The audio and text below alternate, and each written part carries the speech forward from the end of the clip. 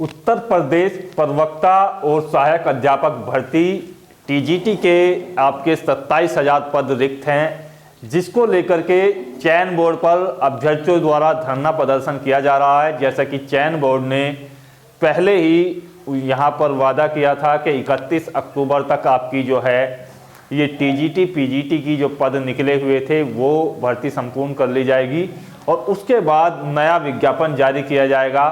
विज्ञापन के अनुसार जो आपकी वैकेंसी थी वो लगभग 42,000 के आसपास रिक्त थी, लेकिन अब जो नया डाटा निकल करके आया है 2019 के बाद का, तो उसमें जो वैकेंसीज हैं वो लगभग 36,000 के आसपास पद रिक्त हैं।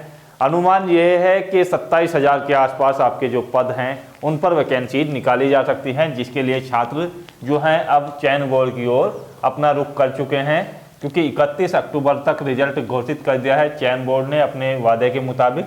और अब जो है नई भर्ती की प्रक्रिया को जो है शुरू किया जाए, अर्थात दोबारा से आवेदन निकाले जाएं इन नई पोस्ट के लिए। यदि टीजीटी की बात की जाए तो 21,000 से अधिक पद रिक्त हैं और पीजीटी के भी लगभग 6,000 से अधिक पद रिक्त हैं, जिन पर आपकी वैकेंसी निकल सकती है। अब इसके लिए कब से आवेदन शुरू होंगे, जैसे कि संभावना व्यक्त की जा रही है, और क्वालिफिकेशन, आयु सीमा, सिलेबस, कट ऑफ और इसमें जो सिलेक्शन का प्रोसेस है वो किस प्रकार से होता है। सबसे पहले बात कर लेते हैं टीजीटी के बारे में। तो देखिएगा, टीजीटी हो या पीजीटी हो, लगभग यहाँ पर 15 से 16 सब्जेक्ट के लिए आपके जो हैं आवेदन मांगे जाते हैं। प्रत्येक सब्जेक्ट के लिए अलग अलग अभ्यर्थी अपनी क्वालिफिकेशंस के हिसाब से आवेदन करता है। अब इसमें असमंजस की स्थिति जो बनी हुई होती है वो सब्जेक्ट कॉम्बिनेशन को लेकर के होती है कि सब्जेक्ट कॉम्बिनेशन आपका कैसा हो। तो सब्जेक्ट कॉम्बिनेशन के लिए मैं आपको जो है नेक्स्ट वीडियो में डिस्कस कर दूंगा। इसमें मुख्य रूप से जो परेशानी आती है वो किन सब्जेक्ट के लिए आती है, वो देखिएगा, आप यहाँ से नोट कर लीजिएगा। हिंदी से जिन लोगों को टीजीटी देना है उन लोगों के लिए दिक्कत आ सकती है, ये विशेष तौर पर टीजीटी के लिए आती है। दूसरा होता है जिन लोगों को एसएसटी से टीजीटी देना है उन लोगों के लिए दिक्कत आती है।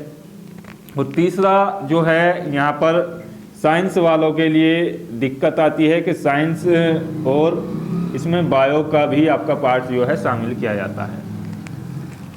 बाकी आपकी जो लैंग्वेज हैं उनमें संस्कृत में भी आपको जो है स्पेशल क्वालिफिकेशंस होनी चाहिए। जो ऐसे अभ्यर्थी हैं वो कमेंट्स कर दें, उन लोगों के लिए मैं नेक्स्ट वीडियो में सब्जेक्ट कॉम्बिनेशन आपको समझा दूंगा कि टीजीटी या एलटी ग्रेड या किसी भी स्टेट में टीजीटी की पद आपको जो है ग्रहण करना है तो उसके लिए क्या आपके साथ होना चाहिए ग्रेजुएशन में, 12th में या आगे के लिए बीएड वगैरह में।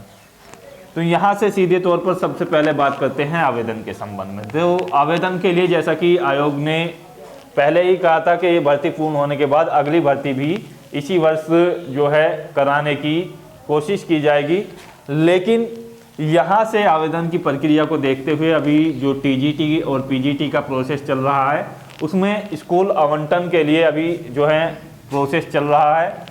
जैसे ही स्कूल आवंटित कर दिए जाते हैं, छात्रों को घोषित कर दिया जाता है कि आपका सिलेक्शन जो है इस कॉलेज में, इस स्कूल में हुआ है, तो आप जो है वहाँ पे ज्वाइनिंग कर ले।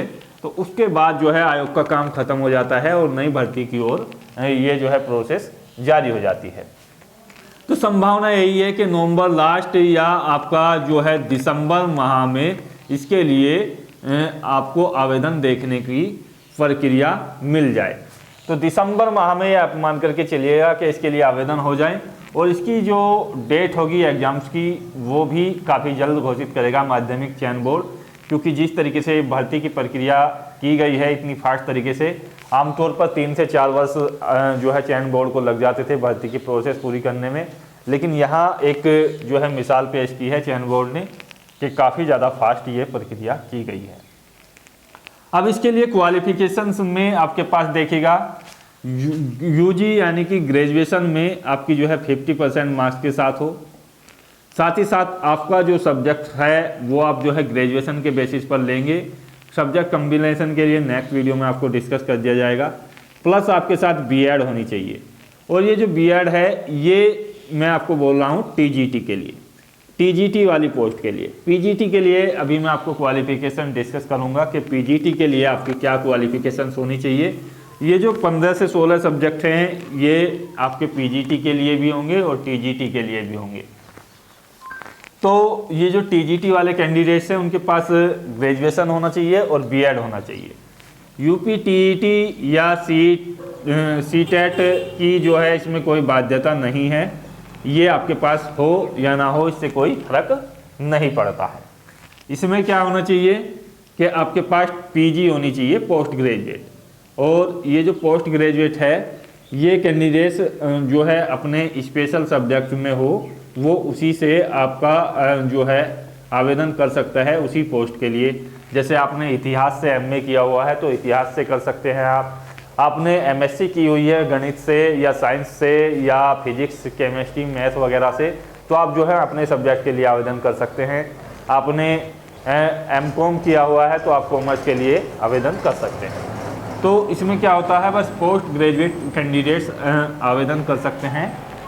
यदि आपके पास बीएड है या कुछ अन्य है जैसे एमएड वगैरह है या पीएचडी वगैरह है तो आपको जो है यहाँ पर वेटेज मिलता है। वेटेज का मतलब ये है कि आपको जो है अधिभार दिया जाता है और इसमें अधिभार के रूप में आपको जो है 2% तक का लाभ आपको मिल जाता है।